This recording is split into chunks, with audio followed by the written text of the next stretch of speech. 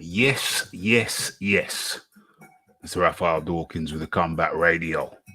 And today is Wednesday. Do you know what that means? You know what that means. We've received the notification and we are live. This is Ask Rick. Boxing Talk with Rafi 172. Okay, so we're in good shape. And who's missing? Somebody's missing. Where is he? Where is he? Boom, boom, boom. Okay, so it's the Rick Glaser. Rick Glaser, how do you Good, today? Ralph. Glad to be back. What is this, number 23 now? 23. We're on 23 now. 23. Well, I'm learning the count anyways. At your expense. Well, dang. So, I'm ready to answer every single boxing question anybody asks me. I'm well prepared today. I slept for a couple of hours. My mind is all there. I'm well rested. I'm ready to go. I got my mind cleared. I don't have any issue in the world today. It's a perfect world today, except for COVID. President Trump and Biden. A lot of shit, but nothing to do directly with me. I'm ready to go, Ralph. Come on, fire away. Ready to rock and roll. We're ready to rock and roll. And, a professional over here, so we would never continue this thing without doing the sound check. So let's get that done. Don't have any issue in the world today. Boom. Okay, so that's good. Yes, yes, yes. So where are we now? Okay. So let's see who we got in the building. Early in the building. We got the big boys boxing up in the building, live and early. Enter the Raccoon. Hope you gentlemen are doing well. For those who don't know, the Raccoon is a Rick Glaser's nickname. It is not a derogatory term, I assure you. Okay. That's my nickname. Yep. That's Rick's nickname. Okay. And so, I don't know. I think we're going to get straight into it without any delay. We shall not tarry. And there's so many things to go into, Rick. Boom. Let's go into the obvious before we get deeper into other subjects. Talk to me about the Canelo lawsuit. The Canelo lawsuit's got It's got thrown out temporarily until it was a technicality. The Canelo's lawyer was so amateurish, he never identified the defendants in a professional way. He just mentioned them. He didn't say whether they're incorporated, if they were incorporated, where they were incorporated, their addresses. He left so much out that it was so ambiguous that the judge threw it out. Here's where they're going to have a big problem. Once he refiles now he looks the lawsuit over. And there's a clause in the Canelo contract, Golden Boy contract with Canelo that states that any dispute, anything goes to arbitration in the contract, which California State Athletic Commission arbitration. So if that's the case, the judge will not be able to rule on that. He will have to turn it over to the state. There's a 99% chance he's going to have to turn it over to the state to back to the Canelo to take him to the state and deal with it, the state boxing commission. Now that doesn't sever the part with the zone, the lawsuit versus the zone. But that will separate Golden Boy and Canelo. Which the thing is with promoters and with fighters and promoters, promotional contracts with fighters, okay, is a situation where it's very very weird because the promoter doesn't have to act in the best interest of the fighter. He does not have what they call fiduciary duty. A manager of a fighter, an agent of a fighter, or an advisor of a fighter has to act in the fighter's best interest. The promoter does not have to. He may act in his own best interest. So on a technicality there, on the letter of the law, on the way it works, is he doesn't have to have a fiduciary duty. What is he going to say? You lied to me in the contract? I mean, what's he going to say? Okay, Oscar performed what he was supposed to perform. That's what a promotional agreement is. So I wouldn't know what his dispute would be at that time, what he would be saying. Now that doesn't mean the judge can, like I said, separate the two of them. That obviously is not in the contract between DAZN and Oscar. Okay, but only an Oscar with Canelo. So the judge will have that right. I believe the judge will separate that because even though he's in a higher court than it would be the state court, or state boxing commission would be a higher level of law, obviously. But if it's in the contract, it's very, very tough to get around that clause. So we'll see what happens. Okay, but I have to say that it'll get thrown out again on the Oscar, on the Golden Boy, on the Canelo versus Golden Boy part.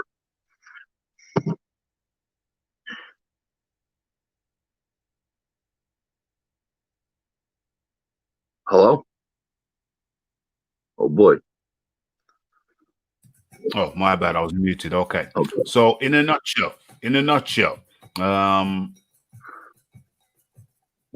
how are you leaning? Which way are you leaning so far? I'm leaning for Oscar, and I'm leaning for DAZN. And the reason why I'm doing that is because Canelo has never taken into consideration the climate of the world right now, the business climate of the world, the business climate of North America, the business climate of the United States. And this is what this plays into. This is where we're at right now in society. I don't blame DAZN, and I don't blame Golden Boy at all. First of all, if there's anybody to blame, it's DAZN, because they don't want to pay the money. Oscar wants to see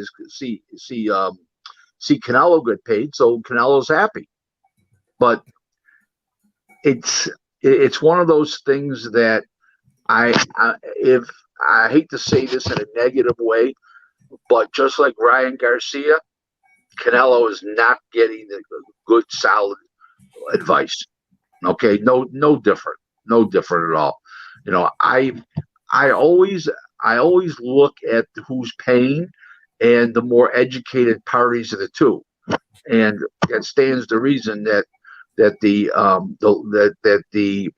DAZN attorneys and DAZN executives are highly educated, and they're reacting to a situation of force majeure, which is unforeseen circumstances. And I don't blame them, not at all. Mm-hmm.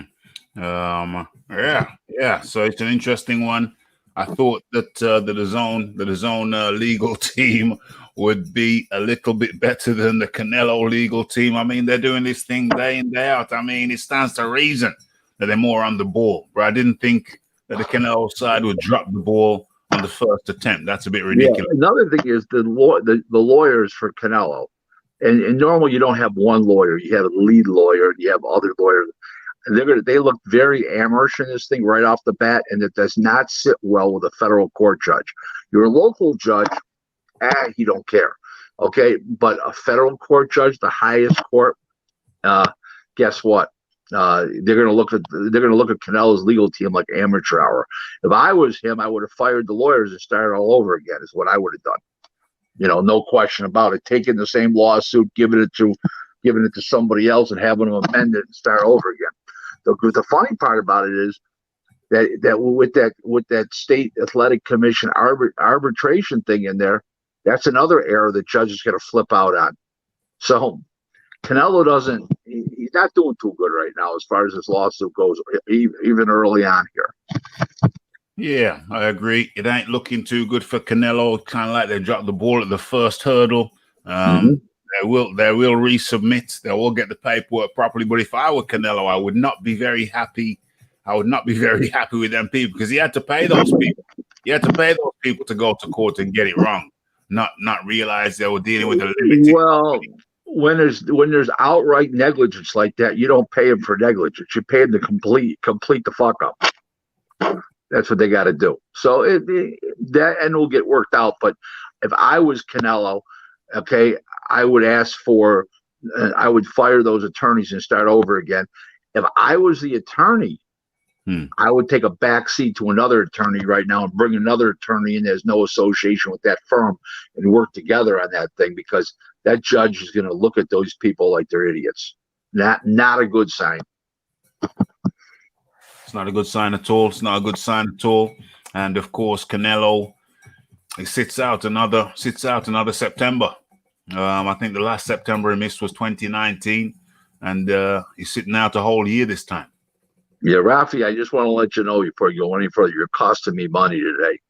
The reason why, because my wife said to me, my wife was, what are we going to do? I said, well, I got the show at Rafi at 4 o'clock to 6 o'clock. She says, really? She goes, oh, good. She goes, give me the credit card. I'm going shopping. OMG, Rick. OMG. People, when are you going to learn from the Raffis? The Raffi School of Economics. Have 2 credit cards, one with money in and the other one without. That's the one you give to the lady. you can't do it when you're married. You're married. It doesn't work like that. Yeah. It's a bit awkward. She's always gonna come back home. I understand. Right. She got to come back and look at me like, huh? You did that to me. You embarrassed me. Okay, so let's crack on. Where are we gonna go with this? We got the big boys boxing in the building. We got the Mala up in the building. How do you do, gentlemen? Okay, remember to get your questions in, and we are going. I'm gonna mute Rick for a second while I'm going through this, and then bring him back in. Where are we? So that was the first thing. We looked at the Canelo situation again. We dealt with it extensively last week. So if anybody wants to go in depth on the Canelo, go to last week's Ask Rick. Today there's a bunch of things we got to get through. So what's the first thing I wrote down? Where is it?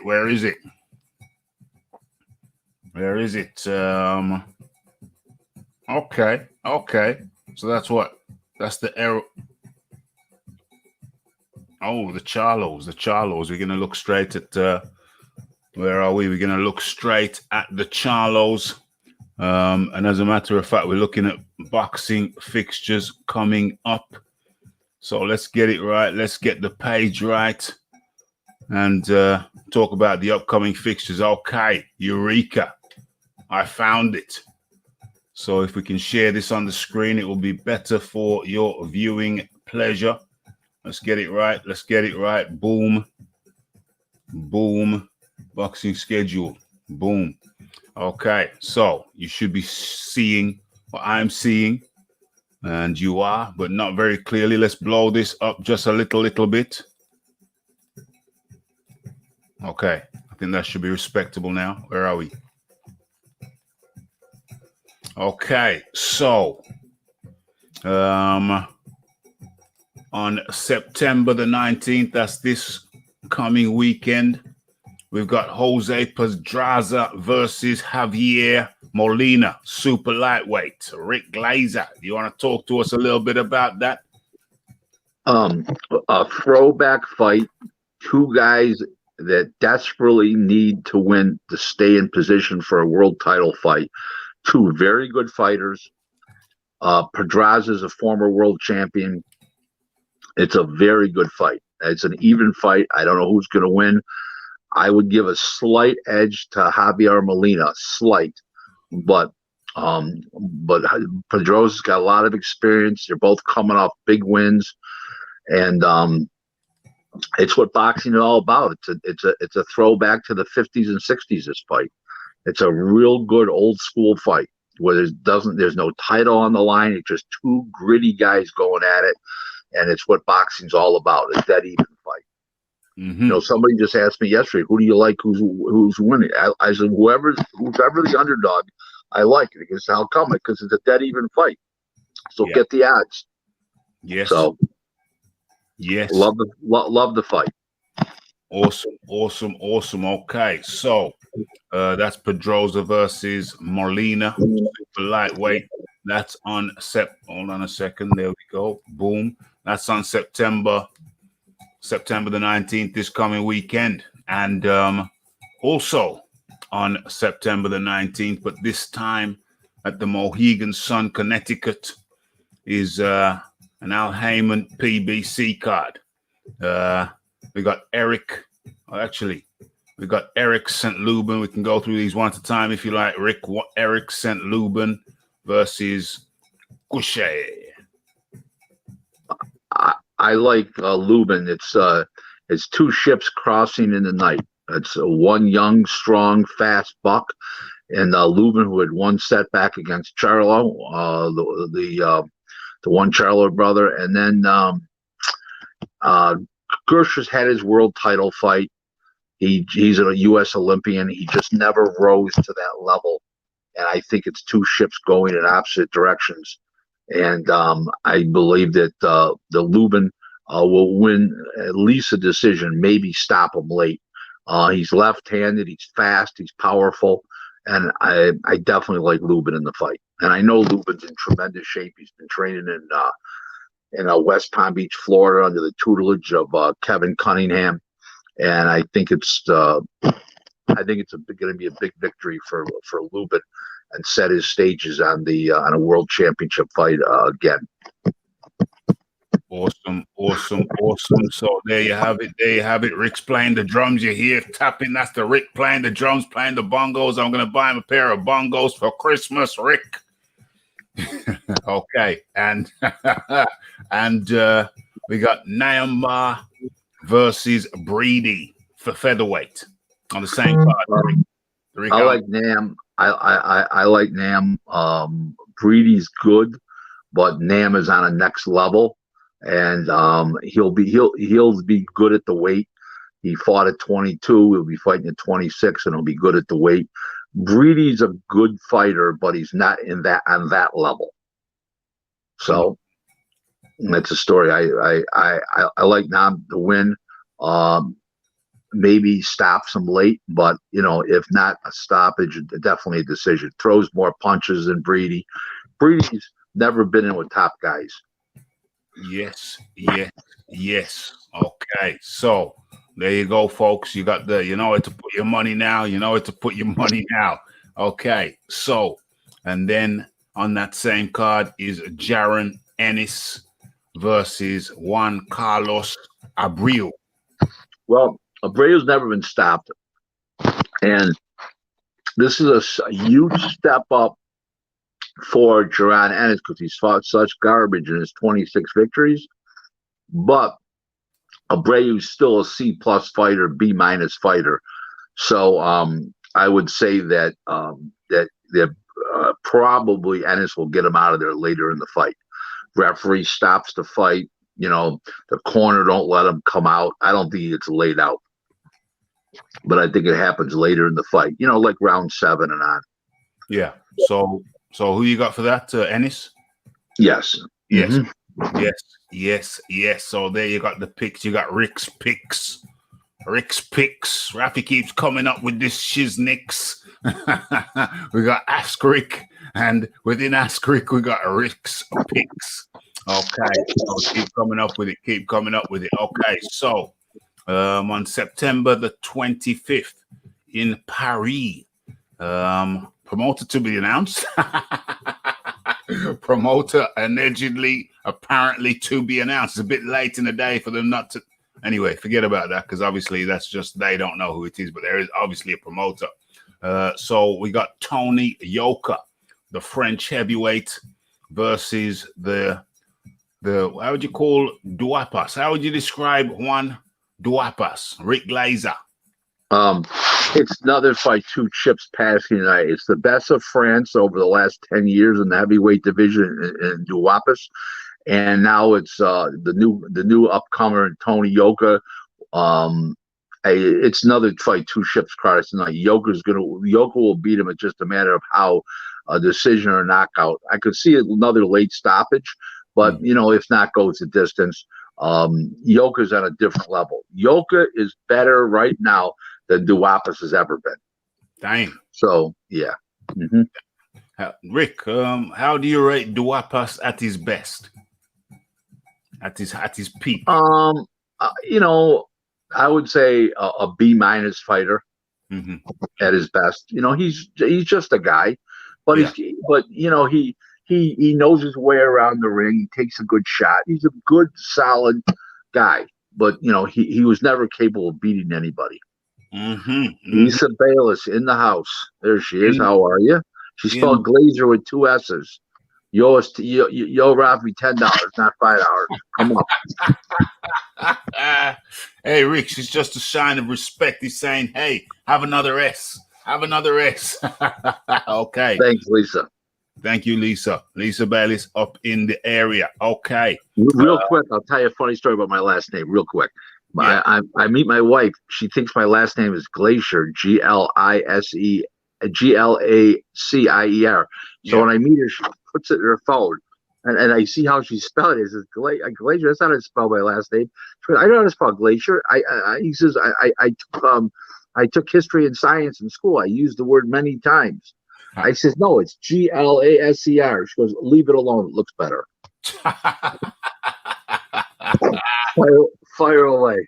OMG. OMG. Okay, let's just take a couple of seconds out here to acknowledge the people in the chat. Who we got? We got the Nigel Dennis. We got the Jay Perez. We got the Marla. We got the Big Boys Boxing. We got the Wizard Sleeves. And we have the Lisa Bales. I think it's Bales, I think I've been Bales. I think I've been saying it wrong all this time. I think it's Bales. It's B-A-I-L-S. Bales. Okay, so let's continue. Let's continue with this. We're in Rick's Picks. I'll get to your questions in a moment, but keep them coming in. We just talked about Tony Yoka versus Juan Duapas. Tony Yoka for the win there. September the 25th, Tijuana, Mexico. Julio Cesar Chavez Jr. versus Mario Abel Cazares. I mean, Chavez is the great underachiever of our generation, but he's got enough to beat that guy. Yeah, just a different level fighter. And I can't see a fighter named Julio Cesar Chavez Jr. losing a decision in Mexico. No, not at all. We're gonna take him out of there. Okay, I think we'll 26. I think we'll make this. We'll do the 20. Wait till next week for that one. Yeah, that's what I'm thinking. I think we've done enough there. But one thing we do have to talk about, which is I believe next week is, as you can see on your screen there, the September the 26th card. Al Heyman's PBC. Jamel Charlo. We'll do these now. Just these on this card. Jamel Charlo versus Jason Rosario. It's a dead even fight. If Rosario clips Charlo on the chin, it will be night.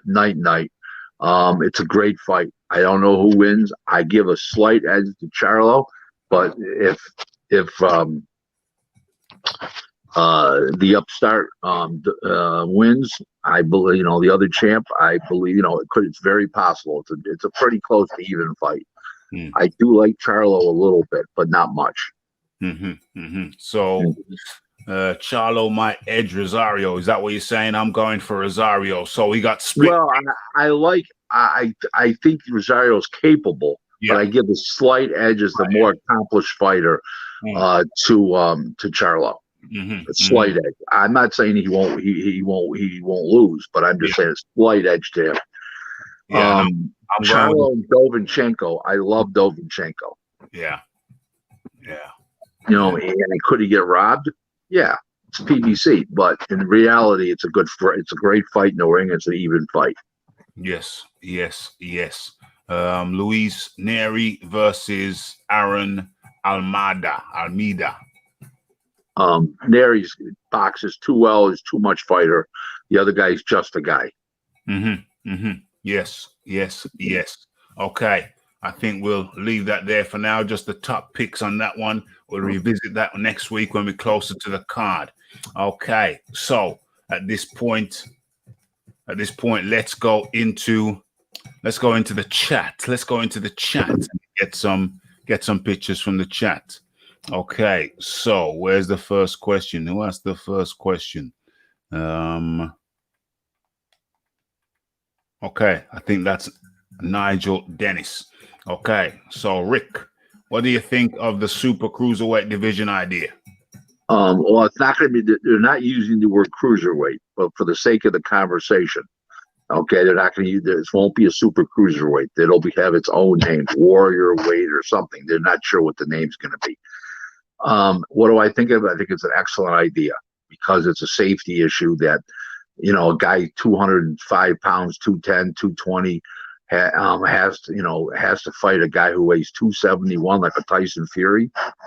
They're going to have another weight class in between. It's long overdue. These guys are so big today; they're monsters. And I think having a weight class, I would suggest the weight class be up to 230. To be honest with you, yeah, 230. Yeah, not 225, 230. That was my suggestion. That makes sense. I can see that making sense for sure. Yeah, I like that 230. I like the 230. Okay, as we move on, we've got Jay Perez up in the building. Do you think the Charlo card will do good numbers? That's a great question. I was going to ask that myself. Okay, Rick Glaser. Let's talk about this. It's on PPV when it could have been on free to air. You want to talk about? I think it does horrendously bad numbers. I think it financially bombs. I don't think it has a prayer to turn a profit. Not a prayer. So it's going to be a financial bloodbath. Wow. There was no reason to put this on pay-per-view. What they should have done, they're wrong. What they should have done was they should have done these fights separately in separate weeks, on separate shows. They could have put 3 fights. They had 6 fights. They could have put 3 on each show and done 2 separate shows on Showtime. There's no reason to go on pay-per-view in this show. Now they're saying, well, it's an expensive show. That's why we have to. No, divide up the fucking fights, idiots. Don't put them on all one night. Divide up the shows. Have one show, let's say in September, one show in October, and if you do 2 fights a show, you got 2 fights for December. I don't know what the rush to put all this on one night was for. One day night, whatever, day night doubleheader, like a baseball game, for Christ's sake. I don't understand it. I have no clue. This bombs on pay-per-view. Absolutely lays a big turd. Damn. I know the fights are good. I know their fights are good in quantity and quality. They're all good fights. Don't get me wrong. Okay, but if that's the case, then put them on separate shows and regular Showtime. No reason to have this show on pay-per-view. There's none at all. There's no excuse. We're in a bad economic time.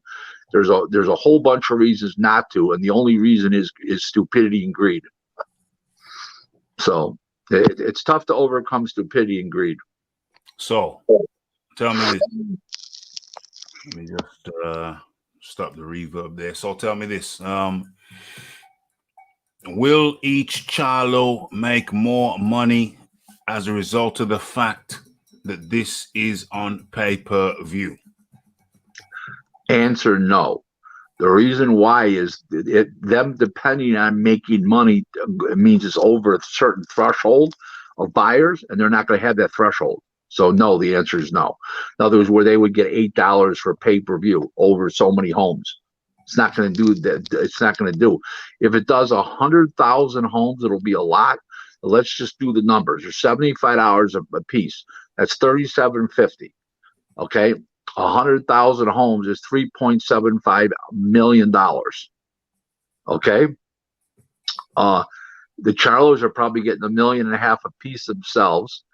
The other champions are probably getting almost close to that they're fighting, and Dovinchenko's probably getting that. Plus, you got all those undercard fights. I just don't see it. I don't see where it could possibly turn a profit.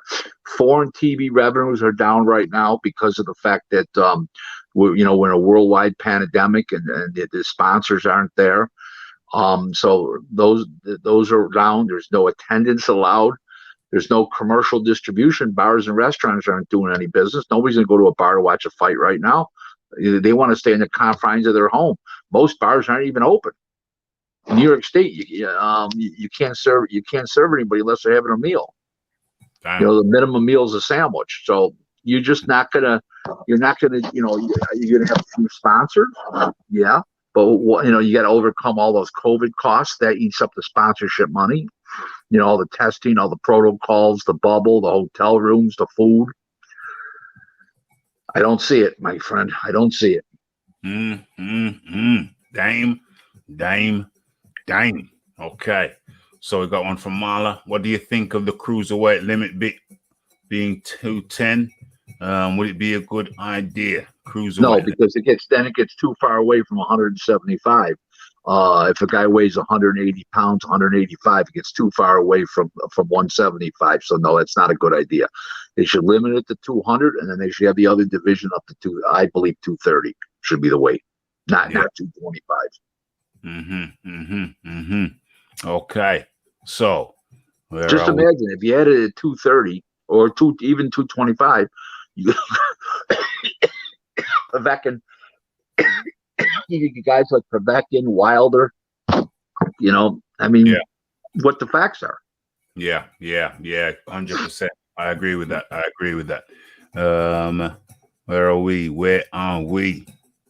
Duapas is a tough guy, says Jay Perez. It will be a good fight. Yeah. But it is. It's two ships crossing the night. Yeah. Yes. Going in opposite directions. Duapas is going down. The other guy's going up. 100%. Lisa Bella says apologies for the typo. Rick. Well, my apologies for pronouncing her name wrong. So there you go. We're even. Everybody's even. What's this? That's a troll. Okay, Vernon McIntosh. Nice try indeed. Okay, so we got the Red Glove Militant up in the area. There he is. Good man. Red Glove Militants, good to see you in the place to be. And where is the next question? Marla's picking both Charlos on points. Very possible. Where are we? Going to eat your words. You guys are going to eat your words. You heard it here first. Okay, thank you very much. That's another troll. Probably the same troll, but thank you very much. Make sure, everybody, that you smash that like button. Okay, so another one on the cruiserweight division. Do you think they could have the cruiserweights? What do you think they could do? Cruiserweights up to 210, make heavyweights up to 230, then create super heavyweight. No, they're not going to change the name of the biggest division in boxing, which is the heavyweight division. They're going to leave that there. That's an historic division. They're not going to change the name. They're not going to move cruiserweights up in weight. They're going to leave them at 200 because there's too big of a spread between 175 and 200 if you move it up to 210. And they should just make another division. Like I said, they're talking about 225. I think it should be at 230. But because we're going to have the same problem, another problem in 5 years with the same thing. So you might as well move it up to 230 now, and prepare for the future. Yeah, people are getting bigger, no question about it. Do you have FBI or anyone been able to? Nigel Dennis asks Rick, have the FBI or anyone been able to find Wilder yet? Well, to find somebody, they have to be lost. Wilder knows where he is, so he's not lost. He's not lost. That's Wilder, I don't know what he's doing. I think he's penciling in more excuses. He's got like a yellow legal pad to come up with more excuses. Well, interesting. I think we might as well get into this one now. Wilder is down training his strength and conditioning down in Florida. And one of his teammates, where's, I hope I'm not sharing the screen, something popped up there, which is not for combat radio consumption. That's more for entertainment. Where are we here? Let's have a look at this. Deontay Wilder is apparently, according to Raphael Akpijori, a new up-and-coming heavyweight, hails from Nigeria, lives in America. According to him, I think he's 7-0. He hasn't gotten more than 2 rounds, knocked out everybody so far. According to him, Deontay Wilder is in amazing physical shape for the 3rd Tyson Fury fight, says American heavyweight protege Raphael Akpijori. Apparently, he's down there in Florida and doing his strength conditioning down there, and apparently looking in a great shape. In great shape, and very, very confident, apparently or allegedly. Rick Glaser, I got to put it to you. Is it possible? Is it possible that Deontay Wilder has a strategy to topple the Gypsy King, Tyson Fury? No, because anything Wilder can do, Fury can do better. He's more nimble, much smarter. The ring intelligence, much faster. Just he knows his way around a ring better. The other guy has no idea how to box. He's too crude, not smooth enough, and Fury sees everything coming a mile away. It's too sharp. Now, I give him no prayer at all. Listen, the fact that he's with a strength and conditioning coach right now at age 34, 35 years old, well, where's this guy been his whole career? Wilder's whole career. The fact is, it'll make him last a little longer, maybe a few minutes, maybe another round. It won't make him win the fight. It'll make him last longer. That's all. Maybe you'll see round 8 this time. So I just don't give him a prayer. Well, Fury is a complete fighter. People don't want to admit this. Okay, because he's British, because he's a white guy, because he's a traveler. Guess what? The fucker can fight. Okay? His father, he couldn't fight much. This guy, he can fight. OMG. Okay. So, but Rick, I got to put it to you. Deontay Wilder got an Olympic bronze medal. So surely he can box. Can't box a lick. Those wild flaring punches, he flings those. I mean, not a clue. I don't go by that stat. That works in the smaller weight classes, not in the heavyweights. Very, very. Or super heavyweights, for that matter, in the amateurs. Both weight classes. Very, very interesting. And staying on that vein, get your questions in, folks. Staying on that vein, there was an interview last week with Michael Hunter, and where he said that, hey, he was asked who would he like to fight in the heavyweight division. What's his top 3? And he said Wilder, Fury, and Joshua. Joshua, he said, he doesn't like the promotion. He doesn't like how the promotion will get. Joshua's a nice guy himself. Hunter's a nice guy. He's got some history with Fury, but he revealed for the first time he's got some history with Wilder too, because when they were in the amateurs training for the Olympics, he was sparring. Wilder was his key sparring partner. He was heavier than Wilder, and Wilder was his key sparring partner. So he said, well, Wilder knows how those sparring went, and I know how those sparrings went, implying that Hunter did very. Oh, Hunter would outbox Wilder. Oh God, I can see that. I can envision that in my brain. Yeah. So interesting, very interesting. And staying on Wilder for another second, or WBC to be more precise. Let me just mute that over there. Yeah, they've dropped Dillian White down, and moved. Who they moved in? Can't remember. But anyway, the top 3 for the WBC are Deontay Wilder, number 1 ranked. contenders. Number 2, I think, is Usyk, and number 3 is Luis Ortiz. What do you think of that top 3, Rick? I mean, it's the normal. As far as it goes, it's the usual suspect. I mean, they should have perfected number 1. I don't know why they didn't. Mm-hmm. But now that the mandatory is not good, not available next till the day that White got knocked out. Now, yeah, that's when the mandatories due the following year. So you don't when you get number 1 like that, you inherit number 1. You don't get the guy's position, the time and position. It's now a year later. Yeah. So they don't have to worry about that to get the Fury fights with Joshua off the ground. Mm-hmm. You know, so it's a no worry now. Yeah, 100%. I find it kind of interesting that Luis Ortiz is up there in the top 3.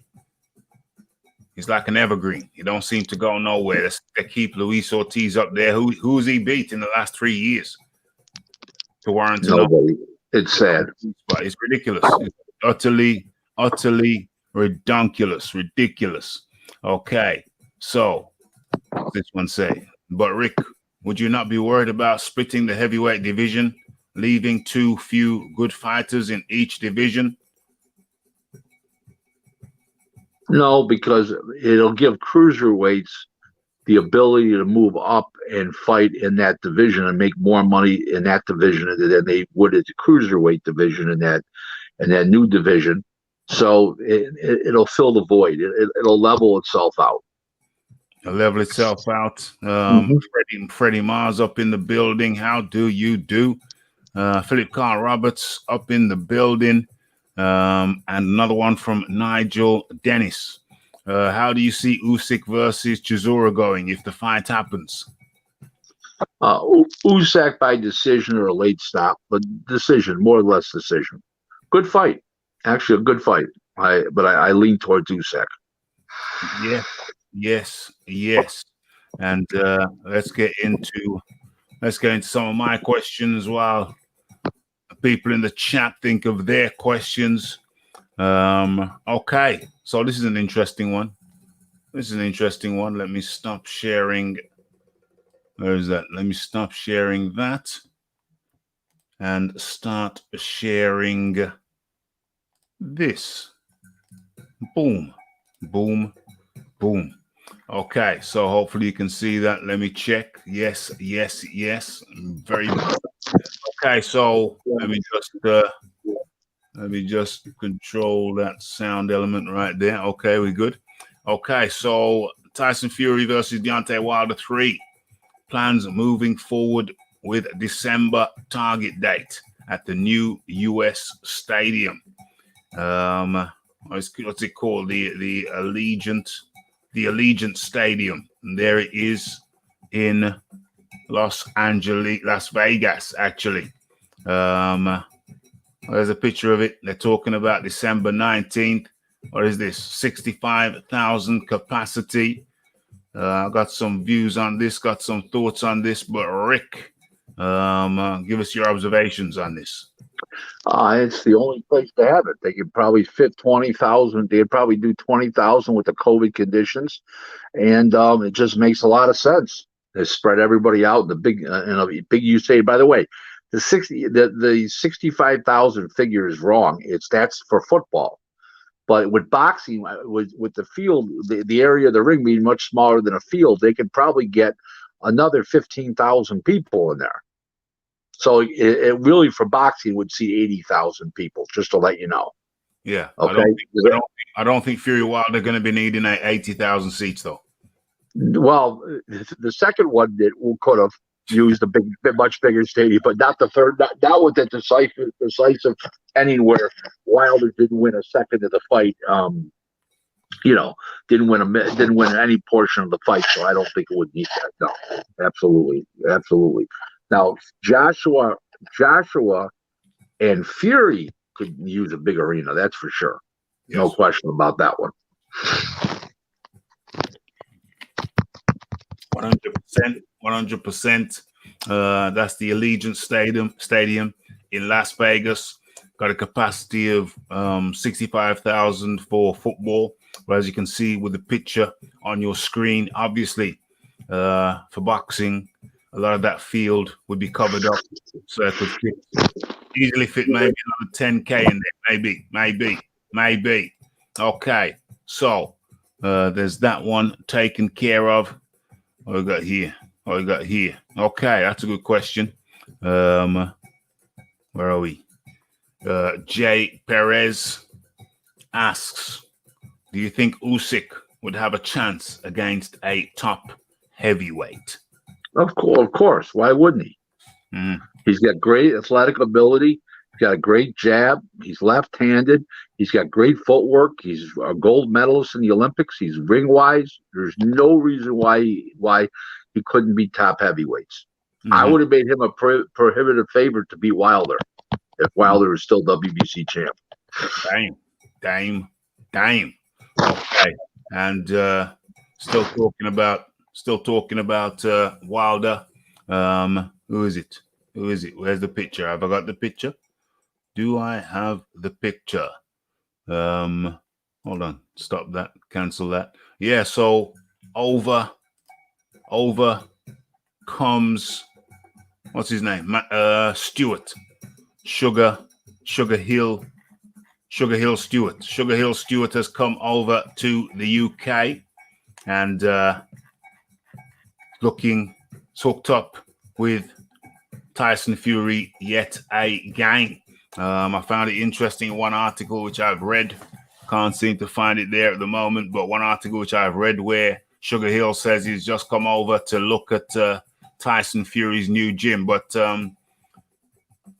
if the fight's 3 months away, surely is he not staying over here? Are they not? They're working.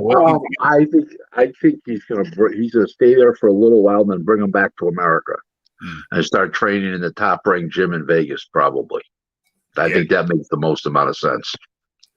Yes, that makes sense. Maybe it was a typo or something. I don't understand, but he is. Appears that he is the head trainer for Tyson Fury again. When Tyson Fury originally took him on, we didn't know whether he was going to keep it going. But Tyson Fury is a man who likes to chop and change his trainers when he wants to change his style. So yes, I think Sugar Hill is the guy, the head trainer guy, and part of their preparation is going to be over here in the UK. But I think that's all up in flux to a certain degree because there's traveling restrictions. There's not traveling restrictions. So I think Sugar Hill's come over here so they can work out how they're going to do it. But they're starting the training camp over here. And obviously at some point, like you say, Rick, they're going to head over to the US of A. So what are we saying now? What's the next question? Nigel Dennis says, how will Wilder survive that long stadium ring walk without losing his legs? Okay, you got me there. Okay, so who we got? We got Ayak 74 in the building, and I think AJ Marla says, what do you think about AJ and Usyk? What do you think, Rick? I think Joshua would win that fight, but I think it's a hell of a fight. I don't think the fight's going to happen so fast. I think he's going to go fight Fury. Usyk will probably fight for the vacant title, and that's how that'll work. I would think. That's what I'm thinking, but who knows? I don't know for sure, but I don't know what AJ's thinking. Big up yourself, Rafi. Big up yourself, Chase Athletics. Rick, F.A. Jagba versus Jonathan Rice. Your thoughts? I'm not high on a Jagbar, and I hope Kay Karoma's new trainer brings him to a much higher level than Ronnie Shields did because he can't beat anybody at the high level. But Jonathan Rice is just a journeyman type of fighter. So he's not going to he shouldn't beat Ajagba, but Ajagba needs help. There's no question about that. Yes. And have they got the picture? Have they got the picture of him? Oh no. Let's hope not. No, the next story. Oh yeah. Awesome. Gotta show you this. Let me just kill Rick's mic there for a little second, and gotta show you this. Boom, boom, boom. Do you recognize that guy, Rick? Do you recognize that guy? Chris Bird. Okay, so Chris Bird, I think at 50 years of age, turned He was knocked out in his last fight at 175 pounds when he fought.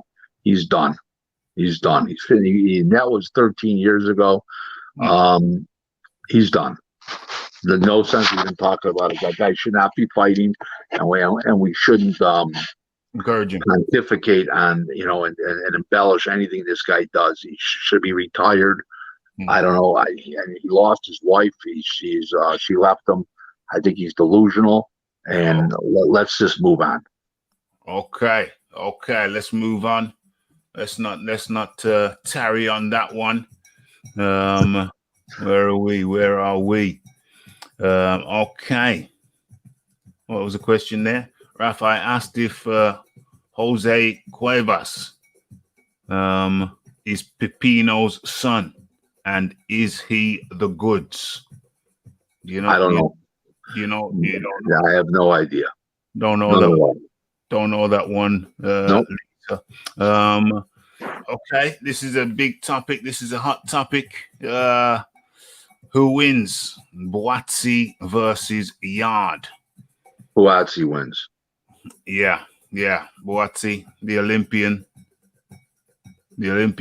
versus Yard. They're not going to be fighting anyways, but they won't be fighting, at least not for a while. Yari's going to fight Landon, whatever his name is. Yeah. Landon, or whatever that guy's name is. Yeah. And that's the next fight for Yardy. It looks like, as long as there's no COVID, as long as you can get a few fans in there. Buatsi's a good fighter, but Wilder. Yardy isn't much. He's another Wilder. He can punch, but he can't box, and he has no technique at all. So he's a light heavyweight version of Wilder. Damn. You heard it here, folks. You heard it here, folks. Yardy is a light heavyweight version of Wilder. OMG.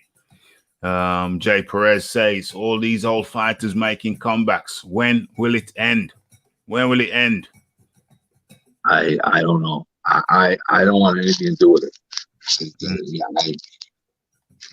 It just makes no sense to me at all, except for financial desperation. That's not a reason to have a guy get hit in the head. Yeah, getting hit in the head at that age, any age isn't good at that age. Definitely not good at all. So that's Chris Bird. Who else we got here? We got Thurman wants Pacquiao, Crawford, Brook, Porter, and Mikey Garcia. What's going on with Thurman? He's ridiculous. His money demands are ridiculous. That's why he's not going to be fighting. He's not fighting what's his name. He's not going to be fighting Crawford because he wants ridiculous money. Maybe Heyman will pay him that money, but I don't know anybody else will. Yeah, I don't know if anybody's going to pay him that money. Spence waiting for Crawford. Making a mistake. Saunders. Okay. Saunders says, I wasted months on Canelo Alvarez. He wasted my time. Well, he can say what he wants, but he's the one looking for the payday. So nobody's killing themselves for that fight. So, that's nobody's fault but his. Yes. Nobody's fault but his. Okay. What's going on here? Kieran Betts up in the building. What's good, Rafi? What's good, Rick?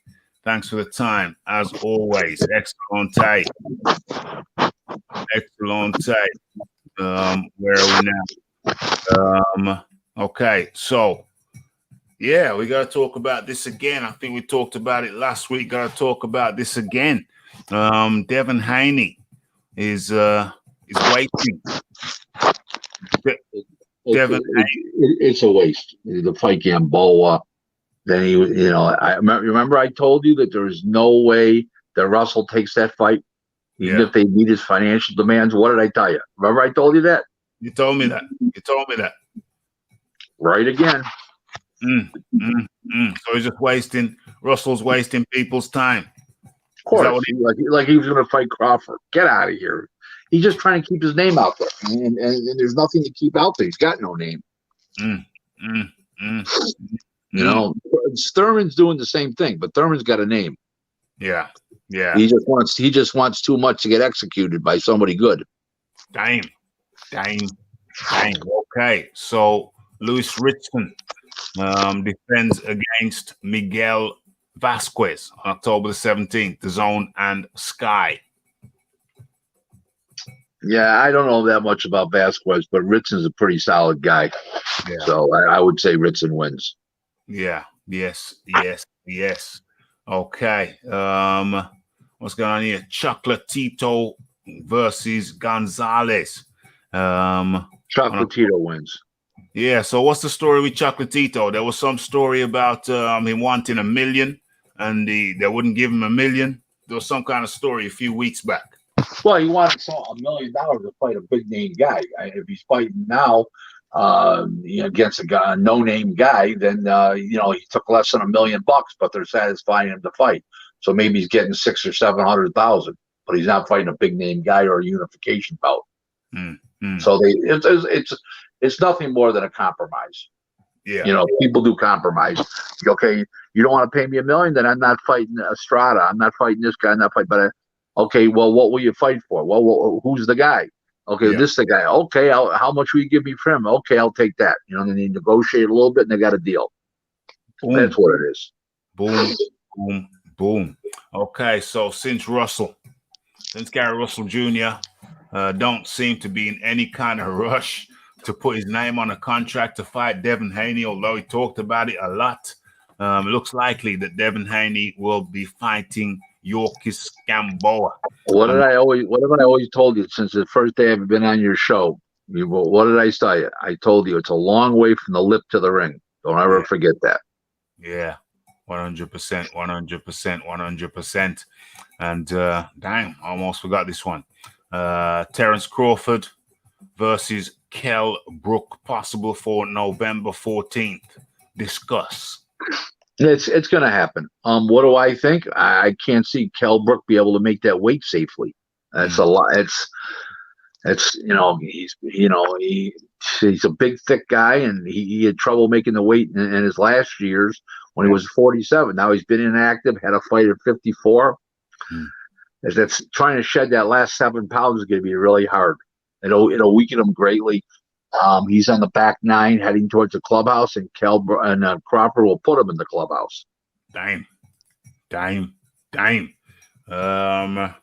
I mean, Crawford's a champ. Crawford's doing his thing. Kell Brook's been out now for how long? Hasn't really been totally active. He fought Mark Laduca not too long ago, but Mark Laduca is Mark Laduca. Very forget about. I don't even know if it's Laduca or DeLuca, but which one it is. But it's a very forgettable guy. Now you're talking about Crawford, the great of our era right now. Mayweather may have been great, but he hasn't fought in really 5 years. So let's not count some MMA guy and some guy over in Japan, some kickboxer. So in reality, he hasn't fought in 5 years, and Crawford's the best of our right now this era. So it doesn't have a happy ending for Kell Brook unless you figure out about how much money you're going to pick up in a paycheck. Yeah, I hope he doesn't shatter his orbital bone again. He's already shattered. Well, that's a real possibility. He'll shatter a lot of shit. His ego, his pride. Jesus. OMG. Rick taking no prisoners, and Lisa Bayliss comes through with another. Lisa Bayliss, Super Chat Dominator, says Rick. He would be undisputed. Forget about the WBC belt that Haney has. Everybody knows who the real champ is. That's Loma. So no issues there. He'll be considered undisputed. Okay, I got to read the question though for people who are just listening or driving the cars, etc. So they're just listening to it on no visuals. The question was, Rick, will the Loma versus TO fight be considered undisputed?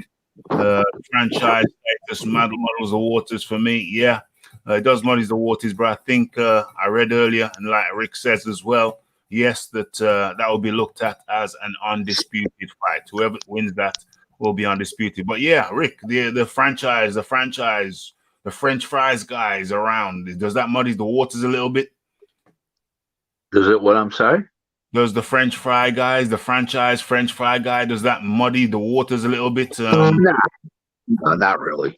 Now everybody knows he's got all the other belts except he had the other belt. He said, "Okay, Haney, you're not ready for me. I don't need this fight. You know, you don't bring anything to the table." And he said, "Here, you take that belt. You know, they'll franchise me, and I'll go on to fight Teofimo." I mean, you don't hear Haney yelling to fight Loma or Teofimo. You know, I mean, it's what reality is. You know. Yeah. Yes. Jay Perez, Estrada versus Chocolatito. If it happens, who you got? Estrada, too fresh. Chocolatito's on the back nine, even though he beat Yafi. He's on the back nine. Yes. But you ask me that fight week again, maybe I'd find something else about Estrada I don't like. He's down in the deck and sparring. You know, who knows? But right now, if you ask me, I would like they were fighting this weekend. I like Estrada. Yeah. Okay. Another one from Jay Perez. He keeps them coming. Kell Brook. Yep. Oh, I'm sorry. Kell Brook is a case of bad career decision. Could have done much better. Yes, 100%. 100%. Not even a question. Yeah. Instead of fighting when he had the IBF belt, instead of fighting GGG over the weight, he should have lured another champion over there with big money because he was drawing big money on TV and big money in the arena. He could have lured another champ, had 2 titles. Spence becomes number 1, hand Spence that belt, and say, okay, I don't need to fight you. So then he wouldn't have lost to GGG because he wouldn't have fought him, and then he wouldn't have had to fight Spence. But Eddie, you remember something. Eddie was born with a silver spoon in his mouth. You remember that. That's all part of this. These career decisions by these fighters make because of Eddie's influence. Eddie never started at the ground, at the base of the business. Okay, I started in the base of the business. I worked, the first couple of years I worked from 91 to 93. I worked corners and cuts. And I still did my white collar part of my business, but I was in on the ground floor. This guy started out in the ivory tower. Now he's playing with people's lives and livelihoods when he's never had to worry about turning a buck. His father is close to a billionaire. His Barry was a Hall of Famer in boxing and everything. So I have respect for Eddie as a promoter in the UK, but he's not done a great job over here. He should have never had him fight Ruiz. I sent him a letter asking him to fight Trevor Bryan. Yeah. Called up Don King. He never discussed a figure. Damn. So he called up Don within an hour of receiving my letter. Don told me so. But in the meantime, he just makes too many mistakes. He plays with other people's lives and livelihoods, but he doesn't have the expertise to do so. He's not a boxing guy. He's a promoter. Bob Arum's not a boxing guy, but he's more of a boxing guy than Eddie Hearn. He's a promoter. Boxing guys are Bruce Trampler, who works there, Brad Goodman, a guy named Sean Gibbons, myself, Don Majeski, Russell Peltz. We're boxing guys. Yeah. I kind of see that with some of the decisions. I see that with the Kell Brook decision. I see that with the Povetkin decision. Povetkin versus White, to me, that was just totally unnecessary. It was totally unnecessary. White already guaranteed. Right, you're already guaranteed. I would have brought in Humpty Dumpty. That's what I'm saying. It was unnecessary. It was a totally unnecessary risk. Everything's a risk, but that's too much of a risk. That was ridiculous. It was ridiculous.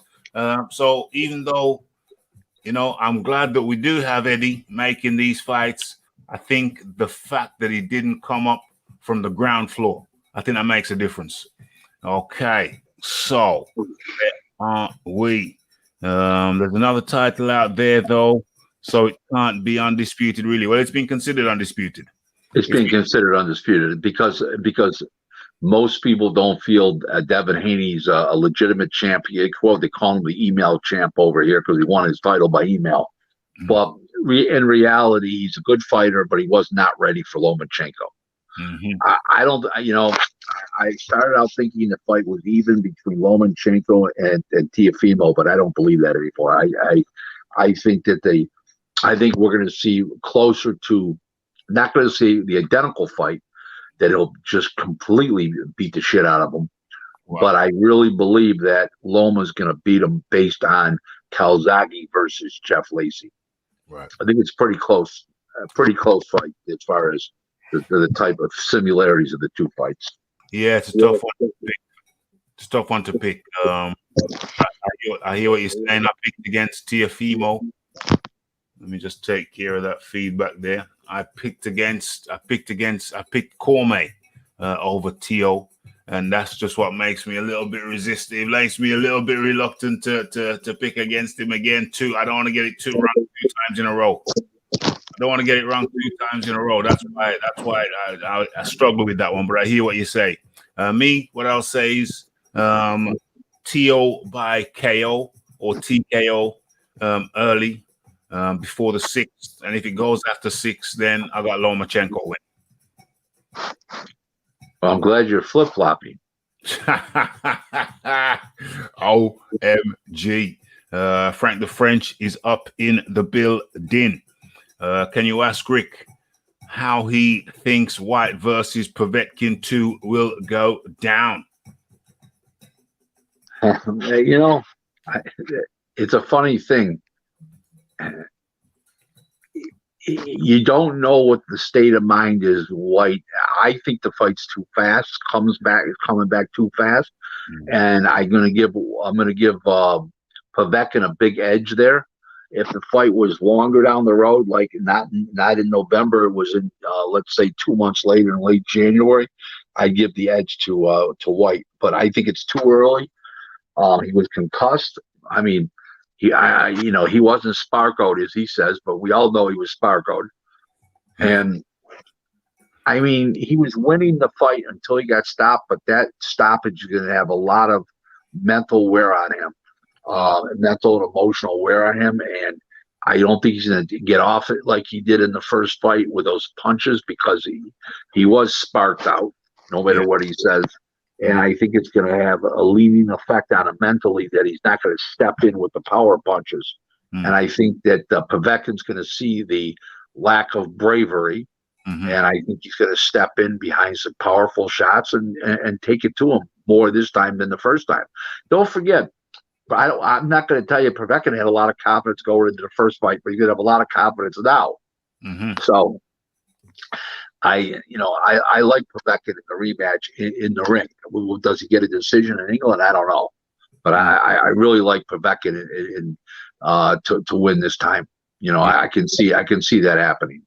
Yes. I was leaning toward. I said.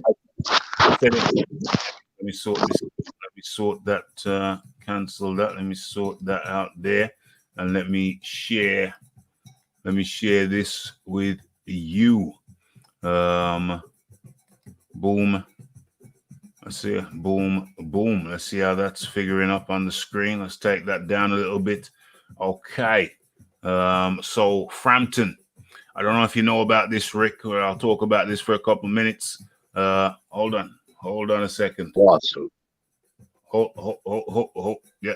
So I don't know if you know about this too much. Frampton is in court, taken to court by Barry McGuigan. Of course, Frampton was fighting under the Cyclone umbrella, but he felt that they were taking too much money from him, and he switched over.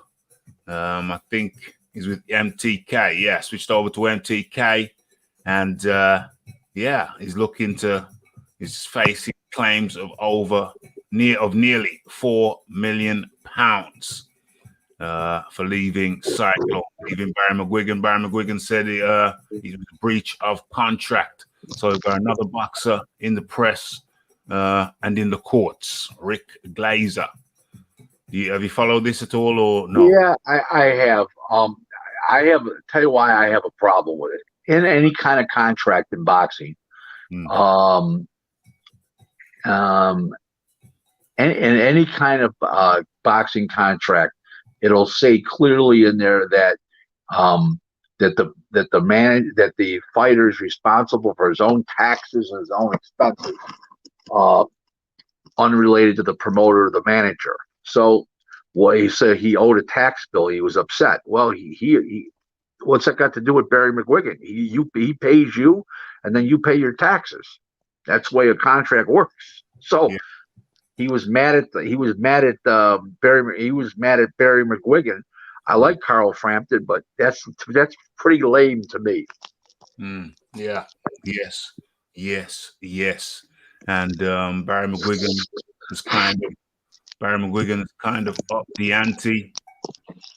He's up the ante by mentioning what's his name? Daniel Kahn. I don't see where that's relevant. I don't, if he was suing Daniel Kahn for torturous interference or something like that, then it would be relevant. Where Daniel Kahn fits into this thing legally, he doesn't. So if he's not in it legally, why mention it? And so he's involved with so his advisor is Daniel Kahn. So what? Yeah. McGuigan is alleging that Kinahan is a. What did he say? What does he say? He made a quote. That he believes that Kinahan's involvement in boxing is no good. He can say what he wants, but I've heard people that have dealt with MTK have dealt with him. And nobody's complaining. I don't get it. Yeah, that's a good point. I have to add that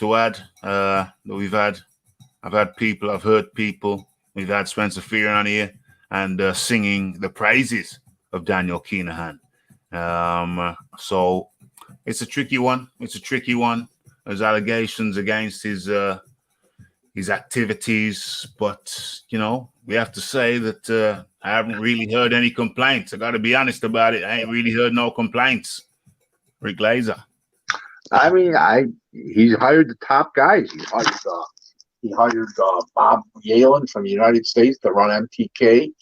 He's running the company now. He's the promoter. He's hired top people. I mean, what can you say bad about the guy? The guy's brought good people in to run the company on a daily basis. You can't, he's not trying to run the company from where is he, Dubai or something like that? He's not trying to run the company from there. He's got top guys running the company daily. So I don't see what he's done wrong, to be honest with you. Next question. What should Crawford do at this point? Seems his career is stalling now, and he's getting up there in age. Good question. What should he do as far as what goes? He should he should fight Kell Brook and let the PBC fighters keep saying he's on the wrong side of the street because they're scared to fight him. If he was on that side of the street, they wouldn't fight him. How's that one? So he's in between a rock and a hard place. All he can do. He's not. He's getting $4 to $5 million a fight to fight whoever he wants, minimum. Okay, why is he between a rock and a hard place? He fights twice a year, picking up, let's say, $4 million in one fight, $5 million in another fight. That's $9 million a year. What's wrong with that? He's 30. He's 33, 34 years old. He's 36-0. Four more fights. He'll be 40-0 in 2 years. He'll be 35, 36 years old. What's he done wrong? I don't understand that. What's everybody complaining about? Okay, Al Heyman, Mikey Garcia went there. beat with PBC by Spence. What is Keith Thurman just lost to a 40-year-old in Pacquiao. Yeah. What is Crawford doing wrong? The PBC guys won't fight him. Yeah. If he was on the same side of the street as they were, he was with PBC, they still wouldn't fight him. That's gonna have an impact, though. It's gonna have an impact on his legacy when he was a lightweight champ. He was undisputed junior welterweight champ. He could leave the game 42-0, 44-0 with a barrel of money. He's a surefire Hall of Famer. I'm a voter. He gets my vote, first ballot eligible. And the legacy, okay, he doesn't have a mega defining win. Okay, he doesn't have a mega defining win. Calzaghe, as great as he was, he had mega defining wins, and people say he fought nobody. So how do you can't go by what people say. Yes. Can't go by. How many times do you hear on your show Calzaghe never fought anybody? Yeah. Oh, he fought Kessler, undefeated. Fought Jeff Lacey. Fought everybody who he could fight. Okay. What did he do wrong? He was the best of his era. But people say he never fought anybody. You can never satisfy the masses. You gotta satisfy the professional critics. Yeah. So Jeff Horn is being pressured into retirement following his last two. 100% should be retired. 100%. Yeah. Not even a question in my mind. Well, what else has he got to achieve? I mean, he's 3-3 in his last 6 fights. I mean, the writing's on the wall. The writing is on the wall. Rosario says Charlo is definitely stronger than J. Rock Williams. Thus, Rosario is pairing differently. That's true. 100%. Yes. Teofimo Lopez says the fight is huge for boxing. I'm going to make history. It is huge for boxing this year. It's as good as it gets this year. I agree with that 100%. Will he make history? I don't see it, but he could. He's got power. Good. He's got power. He could do it. I'm not going to rule him out. He's strong. He's young, and he's got power. So you can't rule him out. But the experience, the quickness, the savvy, left-handed, the feet, all those intangibles all favor, including the big-time experience, all favor Loma. Yeah. Patrick Texera says, after Castano, I want to unify all of the titles at 154. That probably won't happen. OMG. So he's not going to beat. What is it? No, he might beat Castano, but he's not going to be able to unify the titles. That won't happen. Yeah, because he'd have to go through. He'll be fed to like a Tim Zhu. He'll be fed to a Crawford if he wants to move up to 54. That's what's going to happen with that. Yeah, that makes sense. A lot of people to get through. 154 is pretty tough right about now. Where are we going? What are we doing? Where are we here? Gusha. If I hurt Erickson Lubin, I will look to get him out of there. He's never got anybody else out of there. That was good. Well, now it's going to start now. Not happening. Big ask. Okay, so what we got here? We've done the Texera one. We got the. We talked about Deontay Wilder's alleged amazing physical condition already. This one looks like a nice one. Showtime's Steven Espinosa says if Canelo becomes available, we will be very aggressive in our attempts to sign him. Good luck. Ha, ha. Good luck with that. Good luck with that. Because I think Oscar, whether he gets free from the zone or not, Oscar will be his promoter. Let's see if he, he's probably talking out his ass that he's with Al Heyman, but he'll probably still be with Espino, with Golden Boy. See, with Golden Boy, let's see him do business with Oscar. We'll see if that happens. That would be very interesting indeed. Miguel Mariaga, he plans to fight on. He feels that he was overtrained. I would agree with it. He was overtrained. He was in 3 training camps because the 2 other fights got canceled and he didn't fight. I would agree with that. I would agree that on his best day, he still wouldn't have beat Joet Gonzalez because of the styles. Joet Gonzalez is good on his feet. He's got flashy hand speed, jumps in and out. And I don't think on his best day, Mariaga would have beat him anyways. He may have been flat, but that wouldn't have mattered. Wouldn't have mattered. Okay, let's go over to the chat. See what's going on over there. Yeah, we've already talked about Chisora versus Usyk, Heinrich. Yep. So go back later on, catch the replay and catch up on that one. I think White gets sparked by Povetkin. Anything's possible. One of them is going to get sparked. That much we know for sure. No. White's not going to get sparkled again. He wasn't sparkled the first time. Okay, Aaron Daly up in the building. Say shout out to legends Raf and Rick. Thank you. Thank you. Very nice to say. Very nice. This is a good question from Heinrich Smits. Usyk versus Povetkin. Who you got? It's a great fight, but I'm only going to take Usyk because he's much younger and he's left-handed and stuff like that. The intangibles, but in prime, Povetkin would have beaten Usyk. Prime for prime. Yeah. Yes, that's a good one. So note that down. Prime for prime. Povetkin beats Usyk, and I have to say, I agree.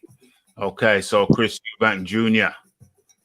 Says, I don't see any danger in what Jamal Charlo brings. I don't think he's wrong. I don't think he's wrong. I mean, I'm not a Charlo believer. I'm just not a Charlo believer. They fought a lot of ducks and a lot of crap, and I'm just not a Charlo believer in either of them. Yeah. I mean, they've been in the business now they've been pros for 10 years now, Rick. I know. 10 long years and still not pay-per-view attractions. And we've all had to suffer because of it. So hold on a second. How were they brought along wrong? Were they brought along wrong? Don't have a promoter. Who's the mouthpiece for the Charlos? You don't have Don King, Bob Arum, the mouthpiece. Heyman doesn't talk to the press. He's really the promoter. Yeah. So he's a promoter who don't promote. Right. Right. Well, he is promoting. But he's not a front guy. Who's the quality? The front guy's a quality guy, but he's not a barker. You need a barker. Yes. You need somebody to get out there and get him on the late night talk shows, like King and Aaron did with their fighters over the years. You need to do all those things. Yeah. And they're just not, coin tosses at football games on the sidelines. They're just not. They've never promoted these schmucks. These two guys. It's a shame. They got a promoter who don't promote public. And then they got the Lions Boxing, the LDBC. I mean, as their biggest fan club, their fan club. Yeah. And like I said, that pay-per-view is $75. You're going to put 20 people in the room, 25 people in the room, and ask them for $1.25 a piece. OMG. So since you mentioned the I'm USA, sorry, I said that around 50 people and asked for $1.25 a piece. But anyways, it's just, you know what? They're not pay-per-view fighters. So, let me tell you something about pay-per-view fighter.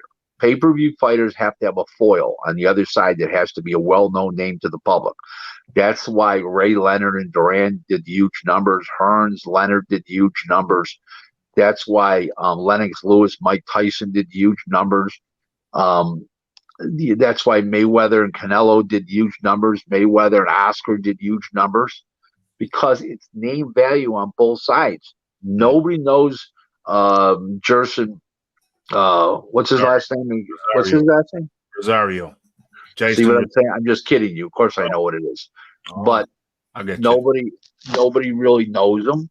Okay, nobody knows Dovinchenko, but a good opponent. Dovinchenko's never won a big fight in his life, but he's a great opponent.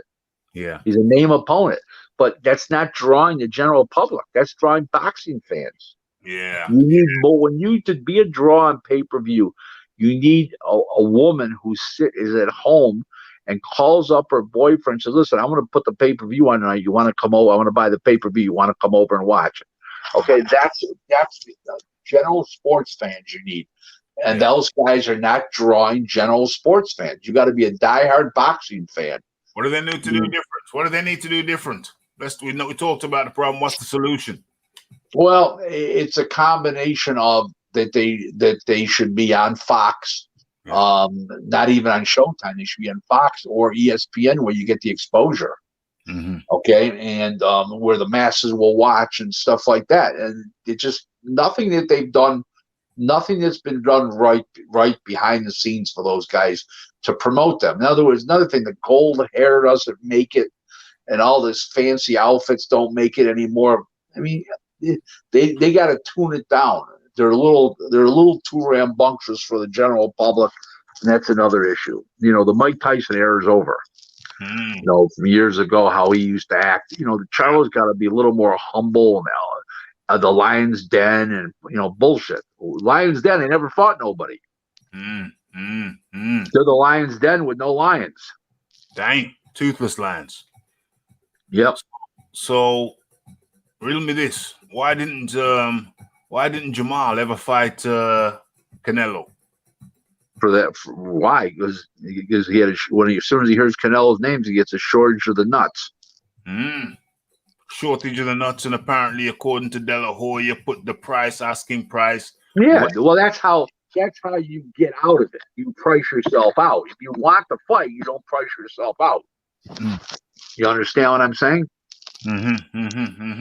Yeah, put the. No, it's like a hooker. If she tells you, well, you, Rafi, I can't go for. You're not a normal, regular guy. If she tells you 1,000, you ain't doing anything. If she tells you 250, you're thinking about it. Well, the same thing. OMG. Rick don't believe in the old-fashioned ways of going to a bar and meeting a lady and giving her a rose. Oh, I definitely do. I went to a steakhouse. I absolutely do. I went to a steakhouse, met my wife. Listen, I'm great picking up women, my friend. I'm the greatest. I got more lines. I got the gift of gab. I'm a little short guy, 5'8.5", 40 pounds overweight. But you know what? I look nice. I present myself nice. I dress nice, and I have a great rap. Hey. So, I don't use hookers because you can always compare it because it was the first profession. Fighting was the second one. So you always got something to compare it to. I get you. I hear what you're saying.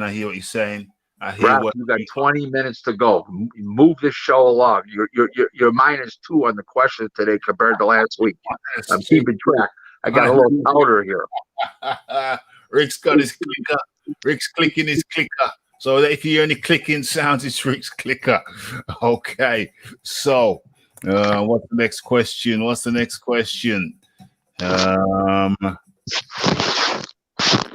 Raf, your channel is getting better and better and better and better. Well, that's nice of you, Heinrich. Don't be afraid Don't be afraid to drop something in the super chat, Kitty. Much appreciated. Okay. Where are we? Anyway, let me get to my questions. To the Pedraza. What's problems? Pedraza said, hold on. Jamal Charlo, you've already talked about him. Okay, so Pedraza says, I'm fighting more often with Top Rank. This is how I like my career to go. Well, he was a sideshow. It didn't mean anything at PBC, and that's why Top Rank's is successful. This is a typical example. Activity. He's fighting all the time. Yeah. It's what he's supposed to be. Why couldn't he do that over at PBC?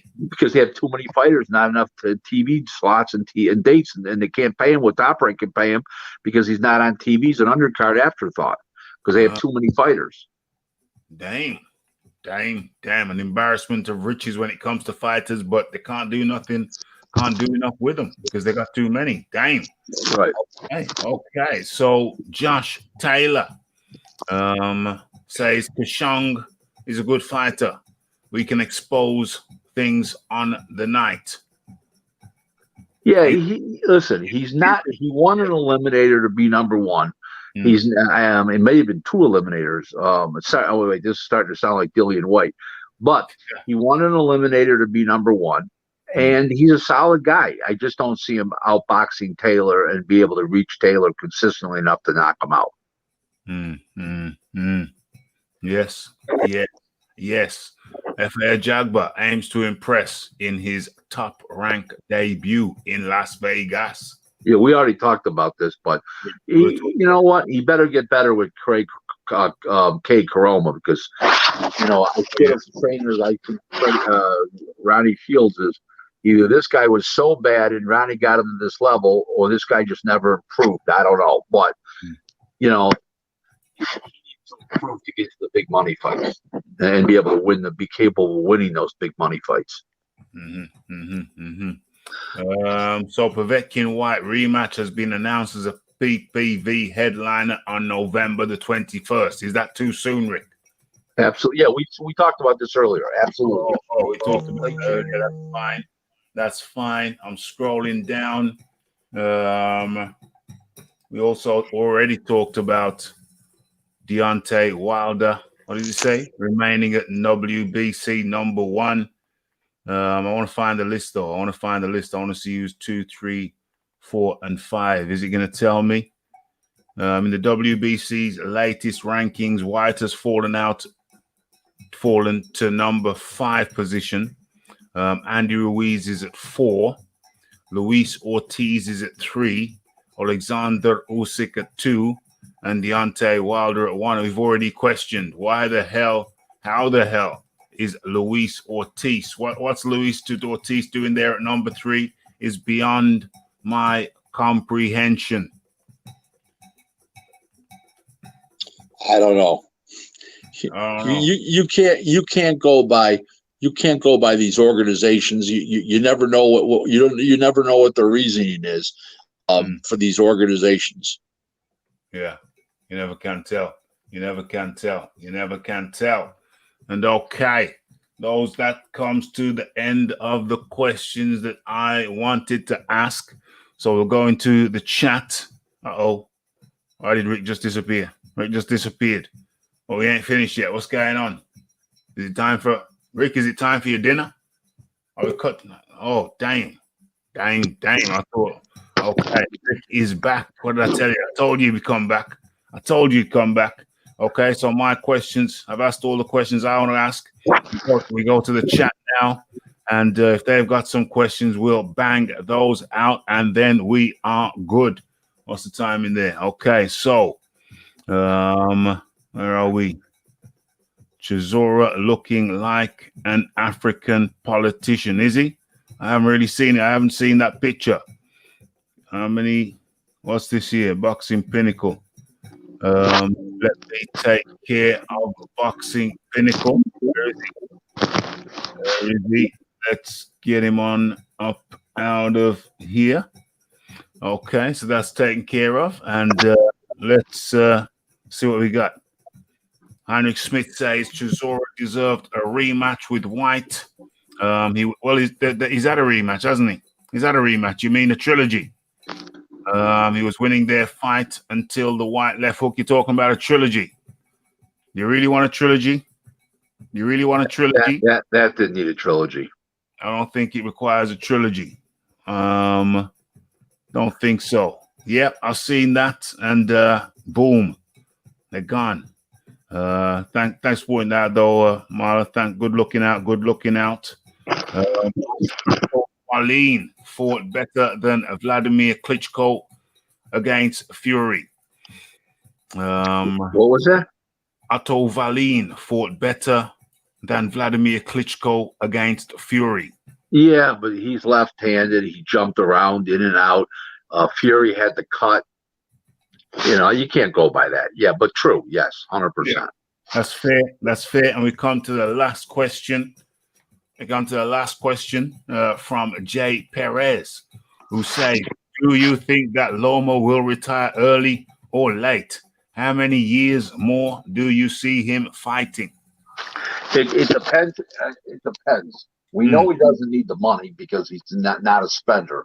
But it depends. I could see him fighting. He's only 14-1 as a pro.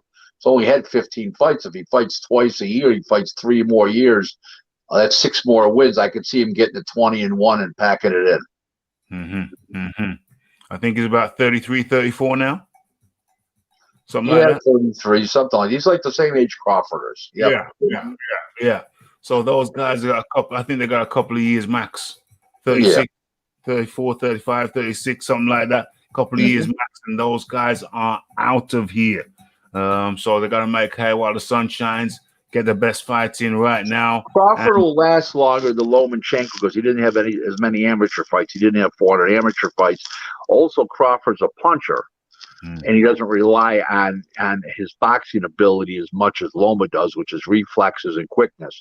So I'd say Crawford lasts longer. Okay, so Rick Glaser, we've come to the end of the show. Everybody's got their questions in. Everybody's had their questions answered. Is there anything else that you had in mind? Any boxing news that came to mind? No, just I understand that Joshua and Pulev, November 12th at the O2 Arena. Yes. To be honest with you, I'm sorry, December 12th, O2 Arena. Yes, O2 Arena. Yeah. Really and truly, those fights coming in December. I'm not really talking about it now because I really don't know. It's really the atmosphere now is that you get it when you see it. You get it. No. I get it, but just announcing something. I'm just saying something that I found out yesterday. That's all. Yeah. That's all cool in the gang. But I really don't want to get my hopes up. Although I do believe we're going to see the Dillian. I mean, we've seen big fights. We've seen Dillian White versus Povetkin. So, credit to Eddie Hearn. He's made it happen. I don't think there's any reason for us to doubt him once he says the date's on, once he says the fight's on. Listen, Eddie's a great promoter in the UK. Leave it like that. Yes. Raf, till next Wednesday, 4:00 Eastern, 9:00 in the UK, 1:00 on the West Coast over here. Absolutely.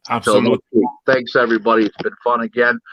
Number 24 next week. Raf, 24 next week. We're getting close to our 20. Pretty close there, Raf. We're getting close. Rick Glaser, much appreciation. Rick's details are down below. Smash that like and smash the subscribe button. Follow Rick on all forms of social media. Link in the chat. Rick Glaser. See you next week. Thanks. Bye-bye. Boom. Okay, and Freddie Mars comes through with another. Oops, where's my manners? Another super chat dominator comes through. Much appreciation for all the donations. Lisa Bales donated earlier, and now Freddie Mars comes through as well. So that's excellent stuff. Thank you, everybody. I'm going to get through I'm going to go through a few of these comments here.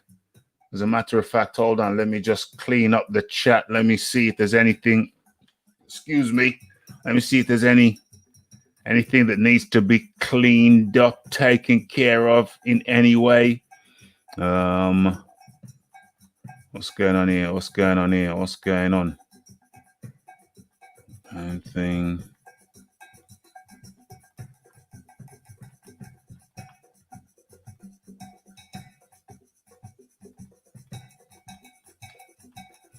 Let's have a look. Let's have a look. Okay. That seems appropriate. That seems taken care of. I don't think there's any further housekeeping. Lawsuits, you think Canelo's lawsuit? Oh, yeah, I think Rick spoke about that earlier on in the show. So when you catch the replay, that has been discussed. Lisa Bailey says, great show, Raphael and Rick Glaser, 100%. Much appreciation. Lisa Bales. Where are we? Heinrich Smith says, sleep well. Yes, indeed.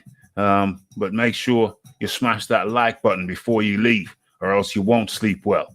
You know what I'm saying? Make sure you smash that like button, smash that subscribe button, and hit that share button. Hit that share button. What's this down here?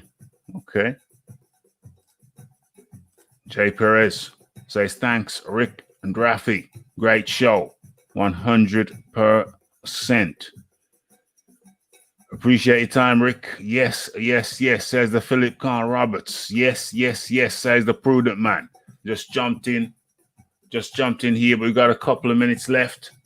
We got a couple of minutes of the time slot left. So what I'm thinking is there something that I wanted to touch on moving forward to December target date? Is there something that I wanted to touch on that I have not yet done? Okay. And I'm pretty sure there is. So let me go to my backup list. Let me see if there's something that I want to talk about that I haven't touched on yet. On amazing physical shape. Yeah, I think I'll touch on that one. Hold on. What's going on here? Do I touch on this?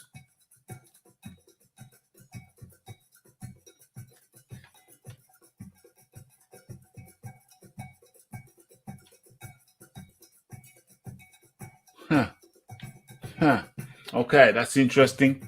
What we got?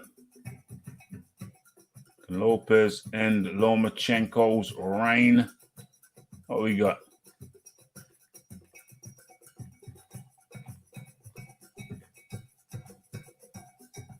Okay, this is interesting. It's very interesting. Okay, so Sheffield is to stage Dennis Hobson Boxing. Is to stage the world's first boxing drive-through. So it's a drive-in. No, it's not a drive-through, it's a drive-in. So what Dennis Hobson's going to be doing in Sheffield is that he's going to literally have a drive-in.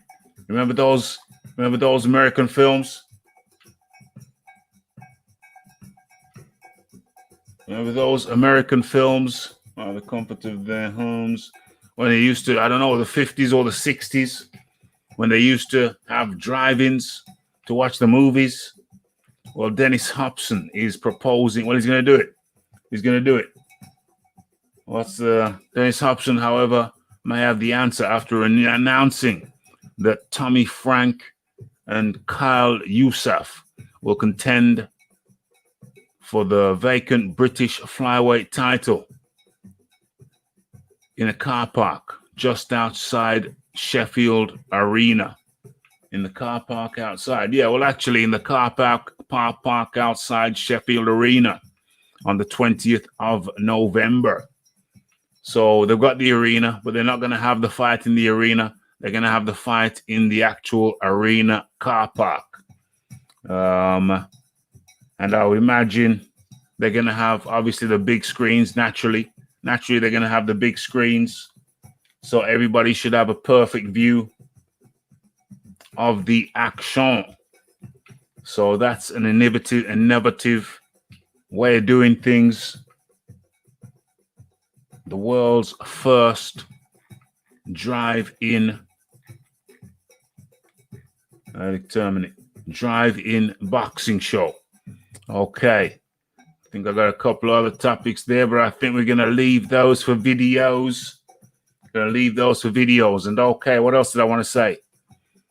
It'll be great to see AJ in action again. Yeah, it would be. Really and truly, I'm not even really thinking about December right now. I mean, December for me, December. What are they talking about? They're talking about Fury Wilder in December. So really, I don't know. I think I'm looking more forward to the Fury Wilder thing.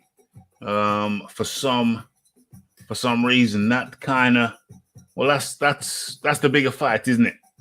Is it a bigger fight? Which is the bigger fight? It's the bigger fights for the double. What?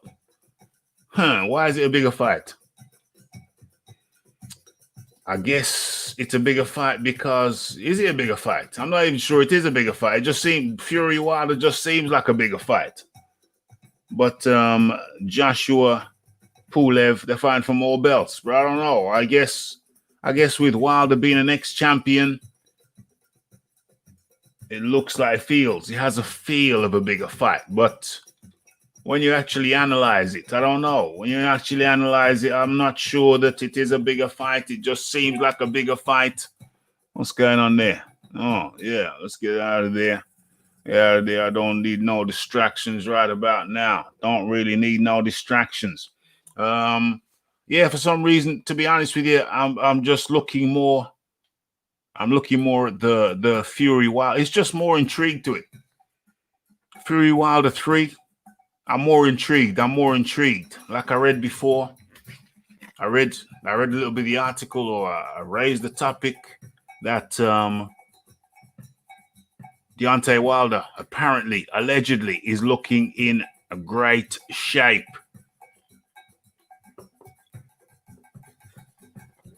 And I can't help but wonder, can Deontay Wilder shock the world? Can Deontay Wilder shock the world? I mean, after all, look at it. The man was a bronze medalist. We know he's devolved. In my opinion, he has devolved. His game has shrunk because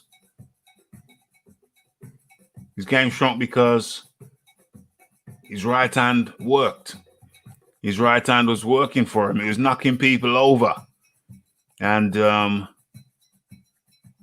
he had less, I guess he developed less of a desire to work on his overall game because his right hand was knocking people over. So rather than focus on being a well-rounded, complete boxer, he became a right-hand happy boxer. But what if Deontay Wilder turns the clock back, humbles himself, and dedicates himself to being the best boxer that he could possibly be? What if Deontay Wilder dedicated himself? And here's another element. Here's another element that I have to share with you. But hold on, there's something I need to do. I need to check a particular analytic. Let's go ahead and do that. So what's that there? What's that there?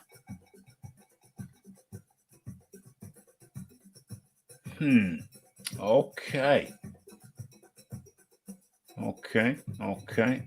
Yeah. So, okay, let's stop that. So what if, hold on. Let me do that one more check. Let me do that one more time. Yeah. So we're in there. Okay. So what if that happens? What if Deontay Wilder turns back the clock, rededicates himself, applies himself to his craft? Can he shock the world?